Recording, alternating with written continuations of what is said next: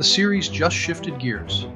We've been living in tension, in politics, and the slow burn of secrets.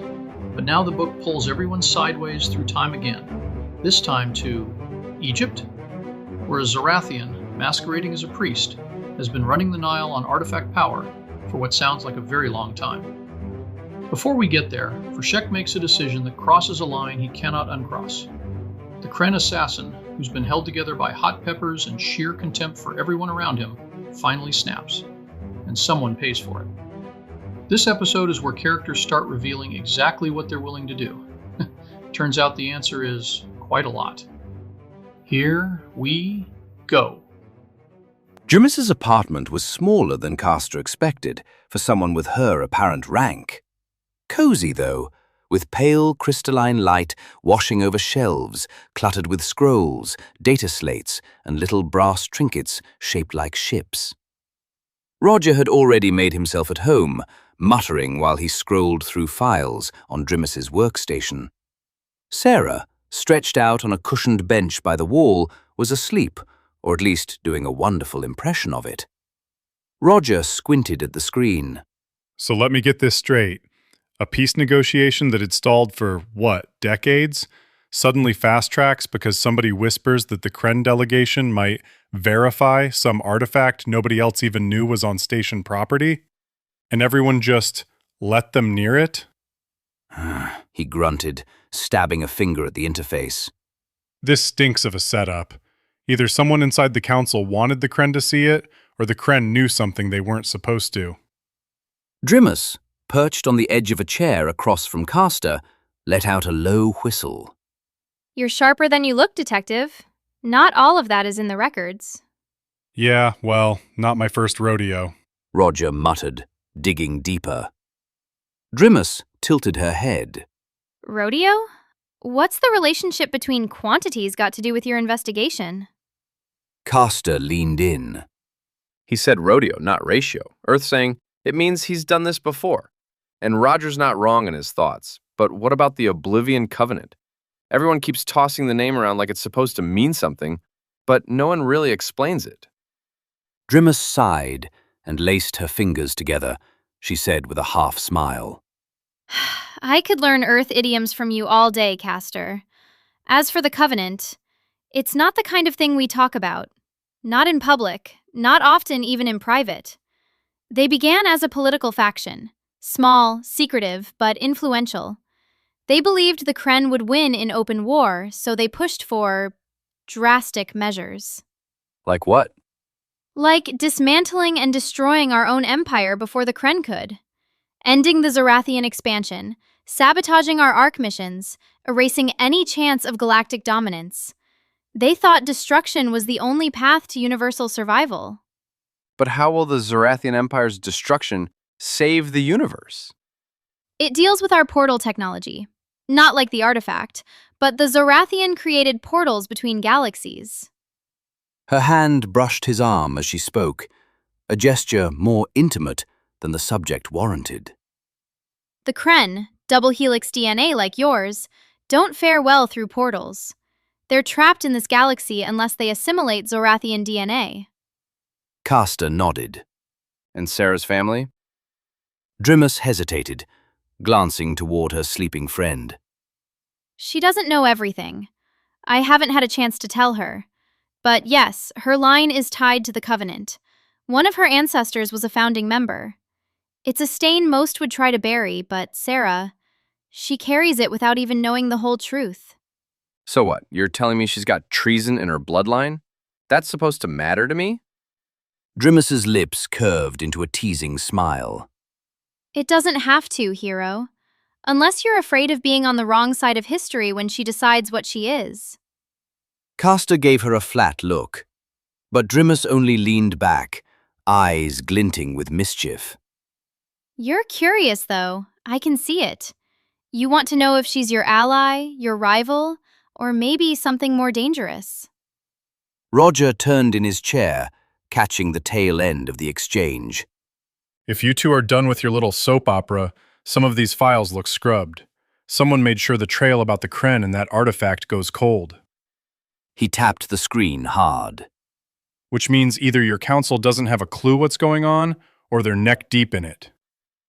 Silence settled over the room, broken only by Sarah's even breathing.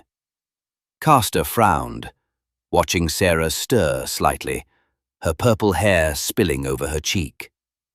So that founding member's name wouldn't be Salin, would it? Drimus's mouth dropped. How did you know that?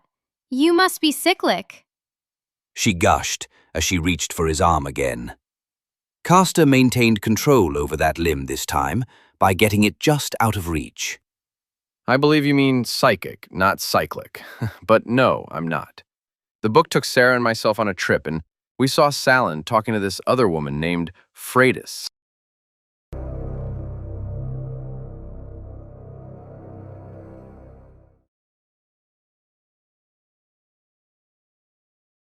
Freydis strode out of the council chamber, the murmur of politicians fading into the crystalline corridors behind her. Their bickering was a dead end. She had no patience for committees that cloaked cowardice in diplomacy. The artifact pulsed faintly at her side, a warm thrum against her palm, as if pleased she'd left. "You're wasting time," it murmured in her thoughts, the voice neither male nor female, but strangely intimate. "I'm not. Durandis can't wait. But the research facility comes first." You trust the wrong emotion. "I trust myself, and that means confirming you're not an Oblivion Covenant resource. Even as we are bonded, you have spent time with Salin, who I think caused all of this." Freydis squeezed the book a little tighter. "Besides, I felt your resonance when she spoke." The crystal flared in her grip, as though amused. Once bonded, even partially, the artifact thought to her, the resonance remains until one is gone. She boarded a narrow transport skimmer, directing it toward the facility that lay carved into the cliffs above the station's inner sea. The ride was brief, her thoughts restless. Once inside, she laid the artifact on a pedestal ringed with analysis glyphs. The scanners hummed, light playing across its facets. "You've danced around the truth long enough. What is your origin?" The glow dimmed, then surged. "Here, from Caldwell 51, wrapped as a gift, an offering to the ruler of this world, a token of trust and a door to possibilities." Freydis leaned in. "A gift? You were meant to be ceremonial." More. I was meant to bond, to anchor. The voice hesitated, a ripple of something like unease. But events changed. I never reached my intended bearer. "Why?" Silence stretched. Then the artifact answered with deliberate evasion. "That is not your concern. Not yet." Freydis clenched her jaw. "Then tell me what is my concern." The light shifted, sharp and sudden. "The planet at the far end of the Erendor's path." "Why would I be concerned with a planet other than Zora?" Before she could demand more, the pedestal flared. A wrenching sensation twisted her stomach, and the lab vanished. Freydis staggered, boots crunching into snow. The smell of salt air mingled with pine. A pale sky stretched above, streaked with the shimmer of an unstable portal. She straightened, eyes narrowing. Shards of metallic hull jutted from the frozen ground nearby, their edges blackened, runes half buried in frost. Recognition struck cold in her chest. "The Erendor." "Yes," the artifact confirmed. "When it fell, Zorathian blood spilled onto Earth's soil. Helix crystals mixed with your kind's DNA. The result? Unstable. feral portals. Freydis watched as one of those portals flickered into being between two standing stones. It stretched open to show a wind-swept desert, then collapsed, leaving only the echo of power. She tightened her grip on the artifact. If this contamination spreads, Then Earth becomes a crossroads for all galaxies, the voice finished, sly. Unless guided. Unless tamed. A shout carried on the wind. She turned to see a cluster of rough-clad men approaching, Vikings, axes at their belts, suspicion in their eyes. The artifact pulsed with a whisper. Claim their ore. Use me. Freydis lifted her chin, calm in the face of their scrutiny. She raised the artifact high, and light rippled across the snow, bending shadows in impossible shapes. The men froze, wide-eyed. One dropped to his knees, murmuring reverently, "Shaman." Freydis allowed herself the faintest smile. With the artifact's aid, the role would hold. Here, in this wild land, she would gather knowledge and influence until the time came to decide whether Earth was salvation or snare.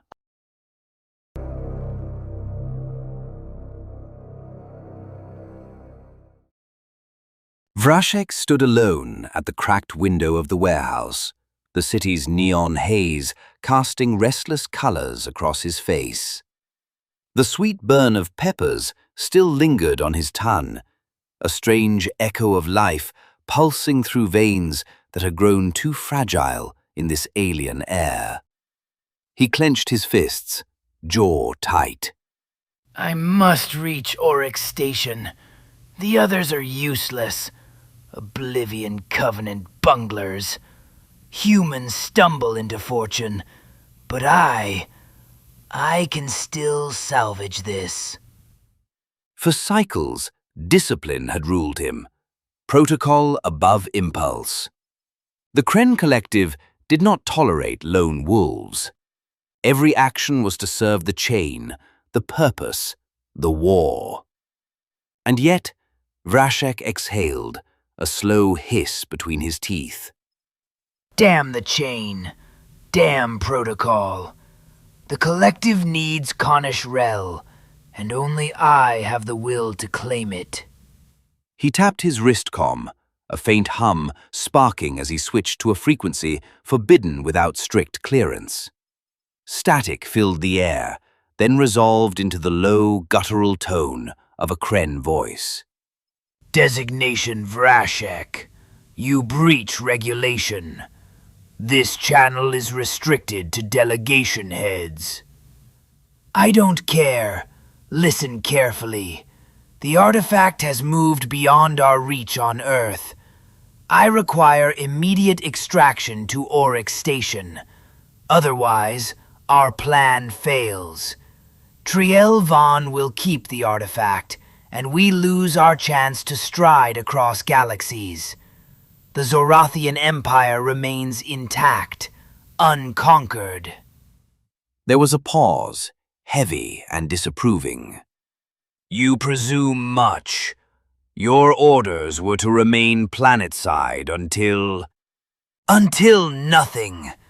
Every wasted day is another chance for the Zorathians to consolidate their grip. Think waiting will bring victory? I will bring the artifact to the collective myself, but I must be brought to the station. More static. Then, reluctantly, we will consider, but your disobedience is noted. The line went dead. Vrashek stood breathing hard, body trembling with barely contained rage, and the faint burn of peppers threading through his blood. Behind him, a faint shuffle. Tolrin froze in the shadows of the corridor, hand still hovering near her comm. She had heard everything: the forbidden frequency, the plea to Oryx Station, the break in loyalty. Her eyes widened as realization crystallized. Without a word, she turned and slipped into the dark, boots barely whispering against the floor. There was only one person she trusted with this. She had to find Silas. Vrashek's breath still rattled from the forbidden call. The peppers in his blood gave him a steady burn, but not enough to cool the rising fury. If Talrin overheard, if she reaches Silas, the mission collapses. He turned, the faint scrape of a boot fading down the corridor. Talrin. With a hiss, Vrashek moved. His body was silent as a shadow, but the rhythm of her retreat gave her away. She was fast, determined, headed straight for the surface, headed for Silas. The night streets gave way to an alley near the Four Corners bar. Silas was inside, watching the ceiling beams, waiting for the artifact's return. Talrin's hooded form never reached him. Vrashek caught her before she cleared the last turn. His hand slammed her into the wall, breath hot in her ear. "You heard." Talrin spat blood, drawing her blades. You betrayed the mission. The fight that followed was vicious, short, and silent. Talrin's blade bit deep into his left leg, making him stumble. For a heartbeat, it looked as if she might outmatch him. Then his claws found her chest, and the struggle ended. Talrin's dying word was, Silas. "Yes, Silas will be next if he proves to be as useless as you." Her body slid off his claws and into the shadows. He concealed her in refuse and dust. Vrashek's leg burned where Talrin's blade had found it, but he limped away, leaving no trace but silence. Later, in the abandoned warehouse, Vrashek stood over a table littered with old schematics, scanning for patterns. He looked up when the door scraped open. Silas entered, gait stiff, face set in stone. "You seen Talrin?" Silas asked. His tone was casual, but his eyes were sharp, probing. Vrashek's lip curled. "Do not waste my time with trivial questions." Silas didn't blink. "She was supposed to relieve me. Didn't show." "The Zorathian left at the appointed time.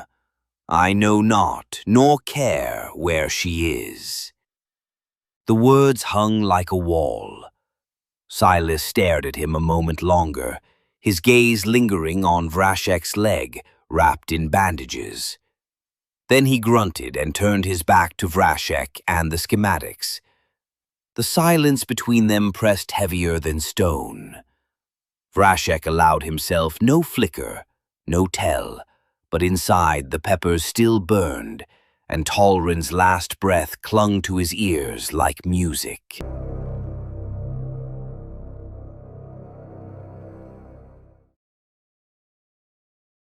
The air shimmered. Heat, dense and immediate, poured in from all sides.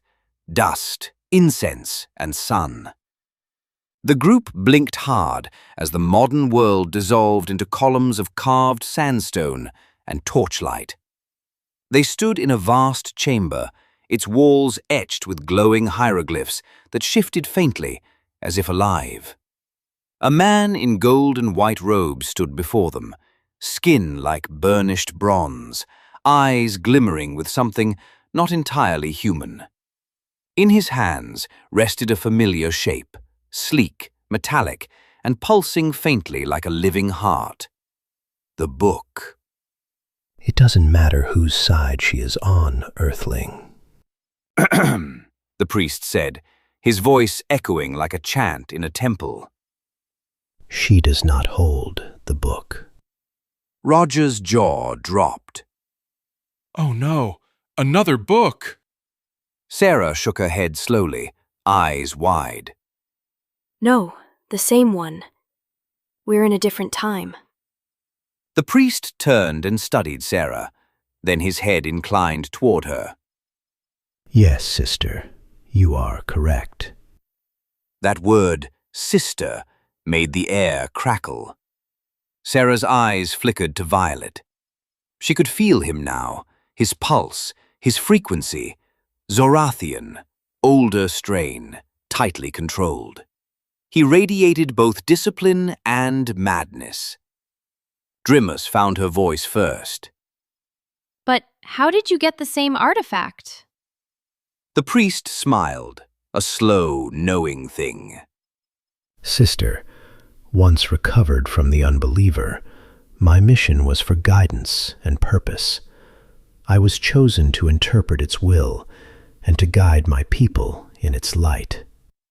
His gaze swept toward the distant columns, where faint echoes of chanting reached them. With its wisdom, I have raised Egypt above all others. The Nile flows at my command.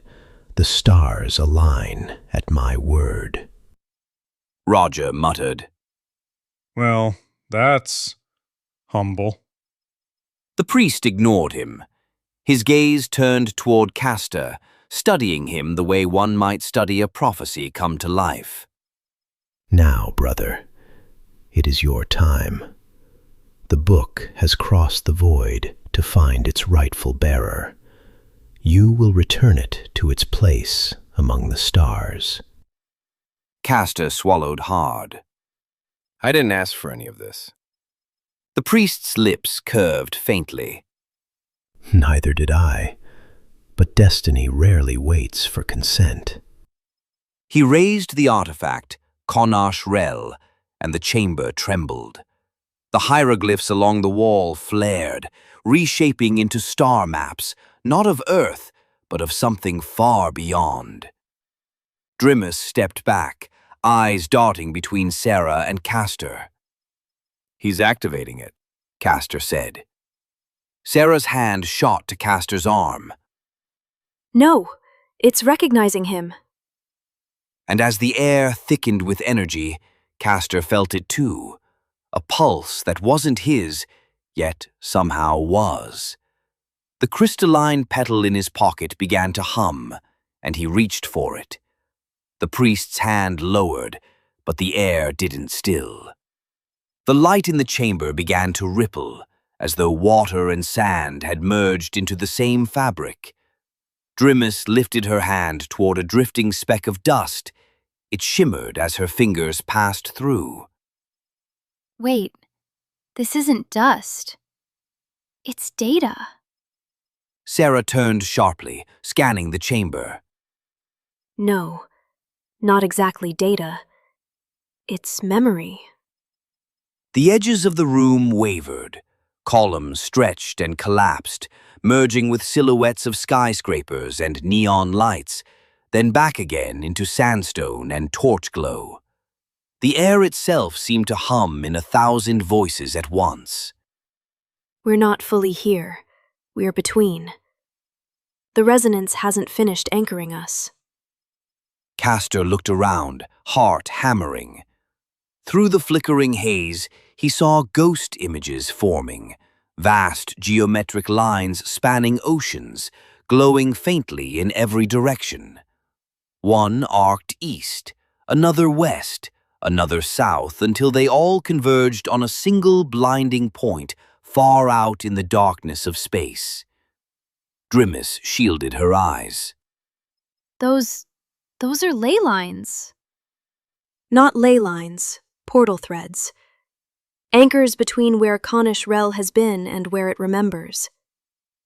Roger squinted into the distance, jaw slack. That point, way out there, that's not a star, is it? No. Judging from the direction, that's probably somewhere in the galaxy Caldwell 51. The words hung heavy in the air. The priest watched them with a knowing calm, as if none of this surprised him. The threads cross all time. Past and present are the same to the book. What it touches it marks. The light flared once more, brighter than the sun above the Nile, and the chamber's floor cracked like glass. A priest who looked too long into Caldwell 51 and came back wrong. He seems to know a lot, though. I wonder what else he's going to tell us. A detective who keeps asking the right questions at exactly the wrong moment. And Castor Ames standing between. If you're enjoying the story, please like and subscribe wherever you get your podcasts. It really helps a lot. Until next time, keep your eye on the curve.